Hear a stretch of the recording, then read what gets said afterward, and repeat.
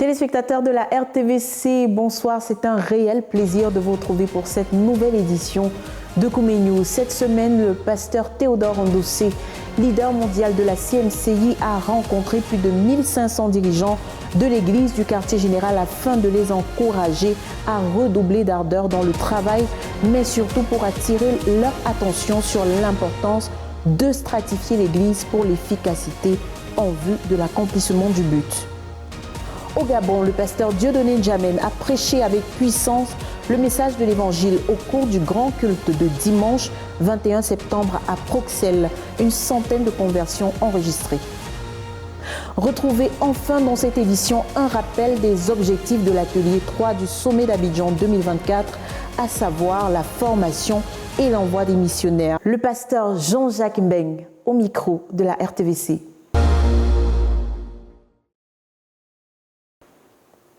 On ouvre cette édition du journal sur le cœur à cœur de la nuit de prière de la vision du 17 septembre dernier.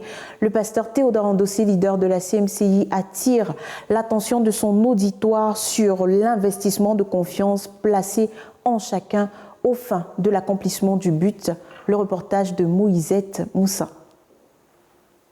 Ce matin, je lisais dans la Bible au sujet de Joseph et j'aimerais partager quelque chose du fond de mon cœur, introduit le frère Théodore, leader de la CMCI, à la nuit de prière de la vision du 17 septembre 2025. À partir du livre de Genèse chapitre 41, du verset 25 au verset 32 et du verset 41 à 49, le leader a partagé sur les rêves qu'avait eu Pharaon, interprétés par Joseph. Il s'agit des rêves qui touchaient un programme de 14 ans, soit 7 années d'abondance et 7 années de disette. Tout d'abord, Pharaon a cru la révélation de Dieu et l'interprétation de Joseph. Cette foi en lui s'est manifestée premièrement par le fait qu'il l'a nommé et lui a donné la citoyenneté égyptienne en changeant son nom pour effacer son statut d'esclave. Et deuxièmement, par le fait qu'il l'a équipé et lui a donné une femme de haute classe ainsi que du pouvoir. T'es-tu jamais posé la question de savoir pourquoi l'on t'a nommé? Pourquoi on te donne tout ce que tu reçois? Ou alors, est-ce que tu as attribué tous les dons, la confiance qu'on t'a fait simplement à l'amour que l'on a pour toi? Questionne-t-il. Est-ce que tu t'es jamais posé la question? Pourquoi on t'a nommé? Pourquoi on te donne les dons qu'on te donne? Pourquoi on t'accorde toutes les faveurs qu'on t'accorde? Est-ce que cela t'est jamais passé par la tête? Qu'en dehors de l'amour que tu penses qu'on a pour toi, que ça représente la foi des gens dans le but que nous poursuivons, dans le ministère que nous avons embrassé. Et ta place là-dedans, c'est que toi, tu dois faire là-dedans. Pharaon a trouvé en Joseph quelqu'un qui pouvait interpréter les fardeaux de son cœur. Quelqu'un à qui Dieu pouvait révéler les fardeaux de Pharaon, de sorte que Joseph pouvait interpréter l'avenir pour lui et la rendre plus claire. Toutes les nominations, les provisions, les capacitations et les élévations que Dieu a investies en toi représentent la foi que Dieu a en toi par rapport à ses desseins à travers notre Seigneur Jésus-Christ et même par rapport à ses desseins attachés à notre ministère. Quant à Salomon, Dieu pouvait lui demander d'accomplir les promesses faites à David son père. Il y a un enjeu. Quel est l'enjeu de tous les investissements de Dieu sur toi? Demande-t-il. S'adressant aux dirigeants aînés, il déclare: si nous étions comme Pharaon, on équiperait tous les Joseph qui ont de la compréhension, de la connaissance de notre ministère et qui constituent un potentiel d'accomplissement de notre but. On peut ainsi croire en ces gens qui pour le moment n'ont rien, mais qui constituent un potentiel pour l'accomplissement de notre vision. Joseph a cru la vision et a considéré sa nomination non comme une proie à arracher, mais comme une responsabilité à assumer. C'est pourquoi il a travaillé avec acharnement et urgence, conclut le frère Théodore. Que toute la gloire revienne au Père de gloire pour cette nuit de prière de la vision et son impact. Ils étaient plus de 1500 les dirigeants de l'église du quartier général qui ont pris part à la réunion convoquée le 20 septembre par le leader, le pasteur Théodore Ndossé à Koumé. Plus qu'un rassemblement, c'était un réel encouragement à paître les brebis du Seigneur. Les détails avec Jacques Kouichi. 2025, c'est l'année du jubilé. 2025, 50 ans du ministère. 2025, c'est l'année du jubilé. Le pasteur Théodore Andossé a tenu ce samedi 20 septembre 2025 une retraite avec plus de 1500 dirigeants de l'église du quartier général. Ils sont venus des différents centres et de localités situées à 100 km à vol d'oiseau autour du quartier général. Et ces couvriers du frère Alphonse Tawet, pasteur de l'église du quartier général, se sont retrouvés pour valider la construction du hall de 100 000 places à Komé. Dès l'entame de son message à ce peuple, le pasteur Théodore Andossé, à partir d'une expérimentation, a expliqué que pour tout dirigeant, le mot dirigeant doit avoir tout son sens. En fait, le dirigeant se définit en termes d'effectifs qu'il dirige et de ceux qui sont des princes spirituels, c'est-à-dire ceux capables de diriger une nation. Un prince, a dit le frère Théodore, c'est celui qui est capable de s'occuper de lui-même d'abord et de prendre en charge les autres. C'est à partir d'Esdras chapitre 2, versets 2 à 5, 64 à 67, qu'il a démontré que le ministère pastoral, c'est qui est qui et qui s'occupe de qui. À savoir, combien y a-t-il des dirigeants de milliers, des dirigeants de centaines, des dirigeants de cinquantaines et des dirigeants de dizaines. C'est à partir de cette perspective qu'il a montré que l'église du quartier général a besoin d'être stratifiée. Et ceci permettra d'équiper davantage ceux qui aspirent au leadership dans l'église du quartier général. Alléluia. On a besoin de stratifier l'église du quartier général. Stratification veut dire mettre selon un certain ordre. Quand tout le monde est perdu dans la mêlée, il n'y aura pas de possibilité pour la croissance. Qui va planifier ta croissance quand on ne sait pas là où tu te trouves? On a besoin de stratifier le travail au quartier général. Elle permettra d'identifier ceux qui peuvent être transformés rapidement pour que dans les 5 prochaines années, ils passent des dirigeants de dizaines à dirigeants de centaines, des dirigeants de centaines à dirigeants de milliers, et ainsi de suite. Elle libérera ainsi la voie pour davantage de croissance spirituelle. L'orateur a aussi invité ses couvriers à travailler avec sagesse, car le travail de l'insensé le fatigue.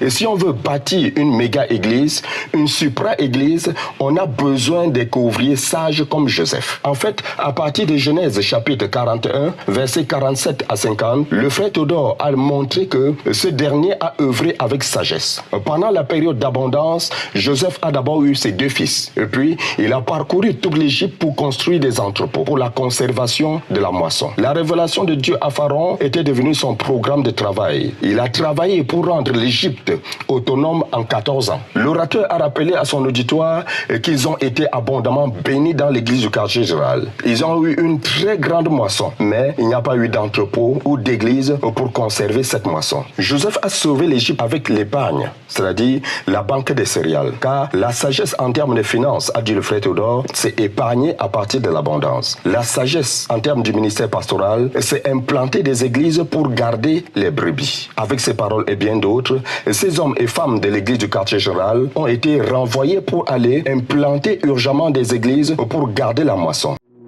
Le leader nous a boosté et nous a déconstruit à l'intérieur et nous a fait voir les valeurs critiques qui vont nous conduire au succès total. Et qu'il fallait à tout prix avoir des entrepôts parce qu'effectivement nous avons gagné les âmes et nous gagnons les âmes. Nous chassons les démons, nous guérissons les malades, mais on doit les conserver dans les entrepôts. Ce qui a induit un enseignement puissant sur la sagesse de l'ouvrier. Donc nous devons faire notre travail avec sagesse. Et en plus de ça, il nous a conduit sur une autre partie de bénédiction dans le travail que nous devons faire, qui consiste à la stratification. Parce qu'une église qui n'est pas stratifiée ne peut pas croître. Ils ont aussi été invités à visiter le chantier pour la construction du hall de 100 000 places assises à Komé. À la PSU Yaoundé, ce sont 7 jours de bénédiction qui meublent le programme de l'Église au lendemain de la rame et à la veille du ministère en RDC du pasteur Joseph Ngandeu, dirigeant international des jeunes et étudiants de la CMCI. On suit Fabrice Ndjiha. 7 jours de bénédiction, 7 jours de proclamation, 7 jours de visitation divine. Du vendredi 12 au mercredi 18 septembre, la province spirituelle des universités de Yaoundé a vibré chaque soir de 17h à 20h au rythme des bénédictions lors d'un programme inédit conduit par l'orateur principal, le pasteur Joseph Ngandou. C'était une première pour la PSU d'accueillir un tel programme d'impact spirituel placé sous le sceau de la délivrance et de la visitation de Dieu. L'objectif, libérer la bénédiction divine sur le peuple, briser l'emprise de l'ennemi sur les vies et permettre à chacun d'entrer pleinement dans l'héritage que Dieu lui réserve. Jour après jour, les frères se sont rassemblés en grand nombre, remplissant la salle dans une atmosphère de foi et de ferveur. La main de Dieu s'est manifestée puissamment à travers des guérisons, des délivrances et de nombreux témoignages de vie transformée. Témoignages marquants. Une sœur, longtemps éprouvée dans son corps, a expérimenté une guérison instantanée au cours d'une de ces soirées. Au total, plusieurs personnes ont été libérées, dont 190 délivrances et 10 guérisons. Que toute la gloire revienne à Dieu. Des milliers de conversions enregistrées à la grande campagne de salut, guérison et délivrance tenue au centre chrétien de Ndoksimbi à Douala du 12 au 21 septembre dernier. La main du Seigneur puissamment à l'œuvre, comme nous le raconte Pascal Béouri. Lève-toi et viens, lève-toi et viens. Que personne ne t'en empêche. Let no one hinder you. Satan, je m'en vais donner ma vie à Jésus. 1548 personnes ont été gagnées à Christ et 1372 délivrances et guérisons miraculeuses ont été enregistrées à l'issue de la grande croisade de salut, de guérison et de délivrance de la CMCI Douala, tenue du 12 au 21 septembre 2025. 10 jours au cours desquels le centre chrétien de Ndoksimbi a expérimenté de manière manifeste la fonction de refuge salutaire que représente la maison de Dieu. Let today que ce soit be the day soit la soirée you will testify où tu vas témoigner that you decided que tu as décidé to abandon the devil, d'abandonner le to diable, abandon sin, d'abandonner le péché, and you surrender your life to et Jesus. tu as donné ta vie à Jésus. Tout comme l'arche de Noé a accueilli autrefois ceux qui fuyaient le déluge, le centre de la CMCI Douala a ouvert ses portes à des milliers d'âmes désireuses d'échapper au jugement éternel de Dieu qui menace tous les pécheurs. Ces âmes, ayant répondu à l'invitation des saints, sont venues trouver abri sous la couverture protectrice et salvatrice de l'Évangile, proclamée par les orateurs, les pasteurs Boniface Meignet de la Côte d'Ivoire et Michael Nissomé de l'Ouganda. Tels des soldats de l'armée céleste revêtus de l'onction et de la puissance du Saint-Esprit et armés de la parole de Dieu, ils ont mené la plus grande guerre qui vaut la peine d'être menée, celle pour la cause cruciale du salut des âmes. Le Saint-Esprit, conduisant chacune des batailles d'évangélisation menées chaque jour de cette croisade, a permis aux prédicateurs d'orienter le frappe ministériel sur plusieurs angles qui ont pu atteindre le cible ou profil diversifié qui constituait l'auditoire de chaque session. Des pécheurs endurcis aux croyants rétrogrades en passant par les religieux sans conversion et aux perdus qui n'ont jamais été exposés au vrai évangile, les messages de chaque jour ont été de nature à répondre aux besoins de tous. Tu dois ôter le péché. You must have to remove the sin. La grâce a fait ceci, la grâce. That is grace, and grace will do this or that. Dieu exige, God requires, que toute chose qui te sépare de lui soit ôtée. That everything that separates you from him be removed. Il a dit, si c'est ta main. He said, if it is your hand, qui est pour toi un obstacle, that's a cause to fall. Tu la coupes, you cut it off. Si c'est l'œil, if it is your eye, personne ne te trompe. God has only one problem with man. Dieu n'a qu'un seul problème avec l'homme. His sin. Son péché. God has only one problem with you. Dieu n'a qu'un seul problème avec toi. That's why he says, c'est pourquoi il dit, repent then. Repentez-vous donc. And turn to God. Et convertissez-vous. L'appel à la repentance et à la foi en Jésus-Christ pouvait ainsi être lancé à l'issue de chaque message, et ce sont des centaines d'âmes qui chaque jour acceptaient Jésus comme Seigneur et Sauveur personnel.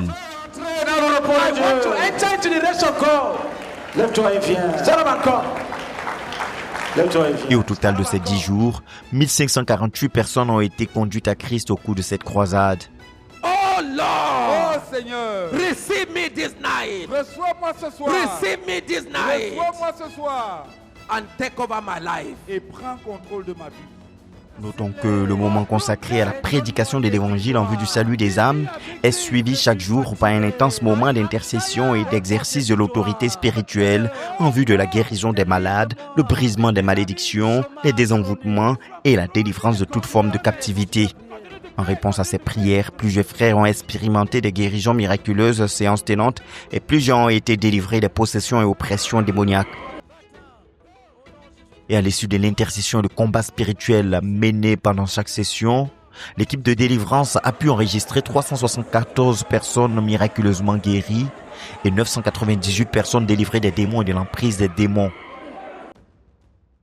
Le pasteur Martin Fatélé, dirigeant principal de la CMCI Douala, pouvait rendre grâce au Seigneur pour les grandes bénédictions apportées à l'église de Douala à travers ce programme. Lord, Seigneur, we thank you for all that you have done to us nous te remercions pour tout ce que tu as fait pour nous as individuals, en tant qu'individus as a church. et en tant qu'Église. C'est après avoir renouvelé leur consécration au Seigneur et étant remplis du Saint-Esprit que les plus de 5000 frères réunis au dernier jour de cette croisade sont sortis du centre chrétien de Ndoksimbi pour aller davantage poursuivre la conquête tout en assurant un suivi efficace aux plus de 1500 nouveaux convertis enregistrés à cette 9e croisade de salut, de guérison et de délivrance Douala 2025 qui aura encore une fois répondu aux grandes attentes qui lui étaient associées. À Bruxelles, au Gabon, grand culte d'évangélisation pour 4000 participants le dimanche 21 septembre. Orateur principal, le pasteur Dieudonné Ndjamen, qui a prêché le message de l'évangile auquel ont répondu une centaine de personnes.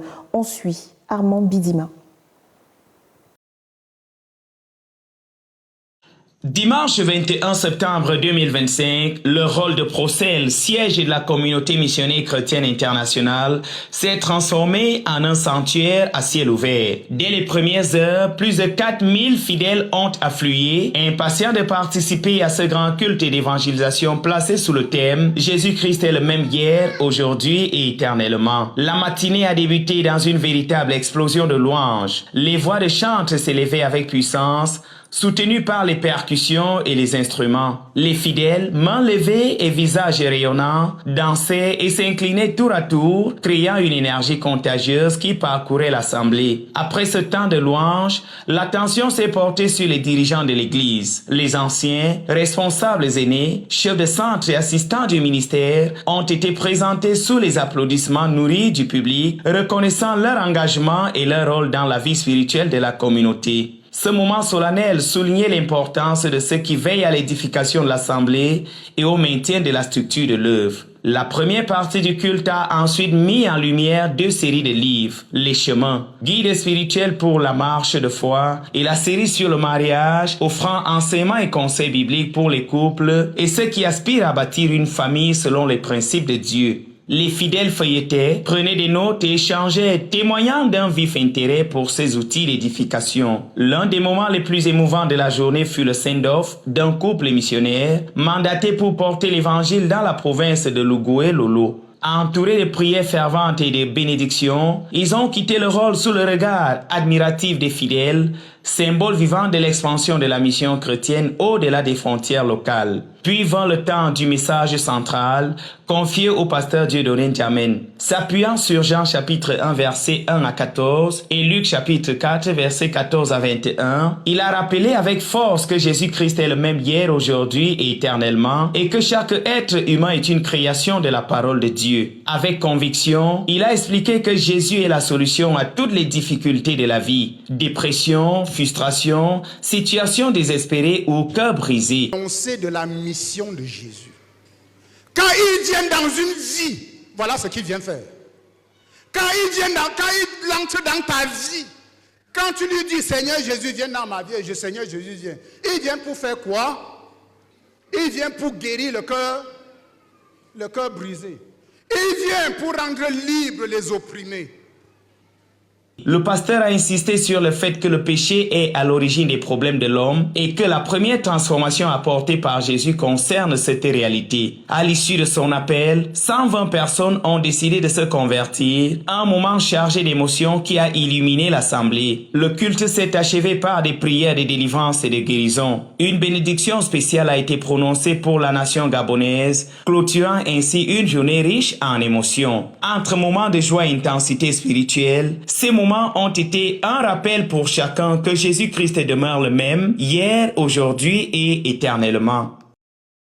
Pour ce qui est des activités dans les départements, la CPH Rwanda, qui a vu le jour en 2020, poursuit l'impact de la page imprimée dans La Nation. Déjà une quinzaine de titres de l'auteur ZTF traduits en Kinya Rwanda. Angèle Tan, reportage.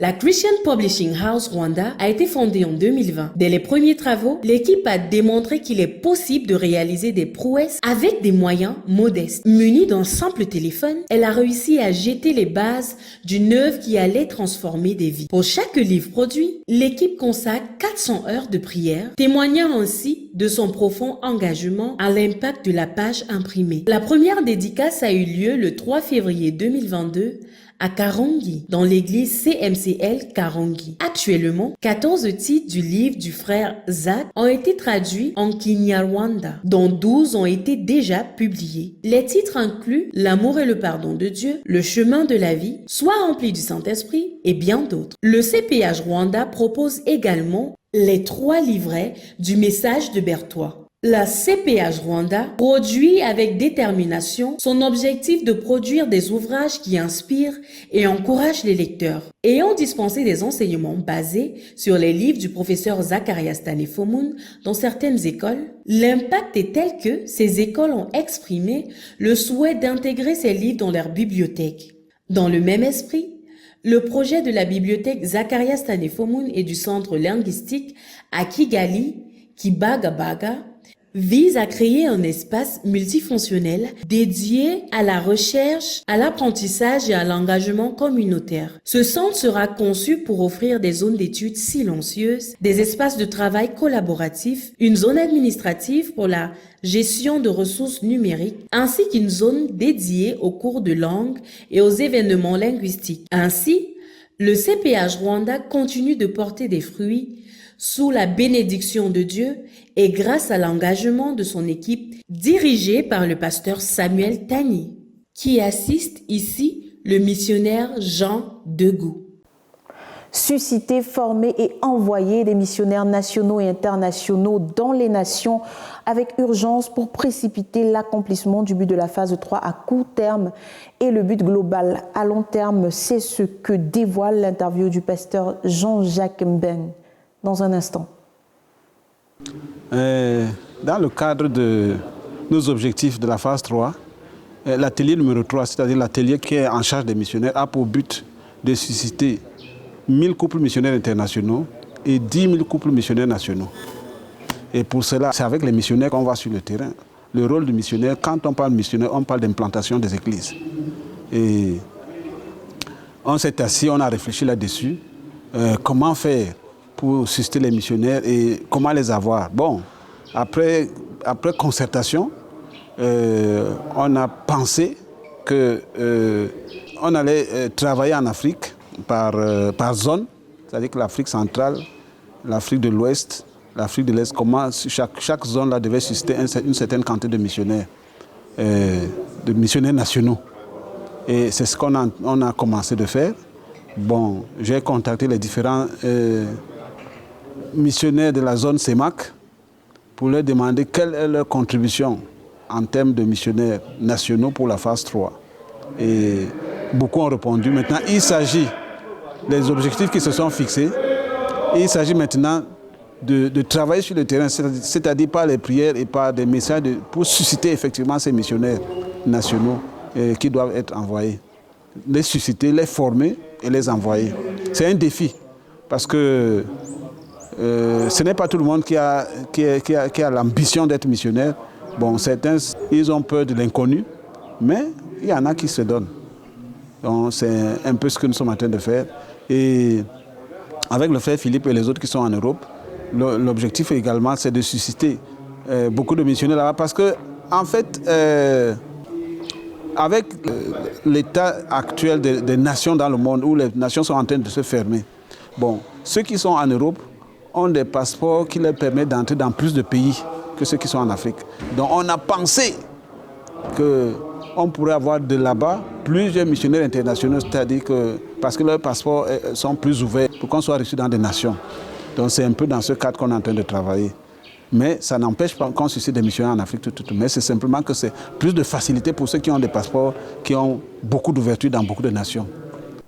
Chers téléspectateurs, c'est la fin de ce journal. Merci de nous avoir suivis de bout en bout. Surtout, restez connectés à la Radio Television Voice of the Cross. Retrouvez tous nos programmes sur la page YouTube ZTF Ministry. Que le Seigneur vous bénisse.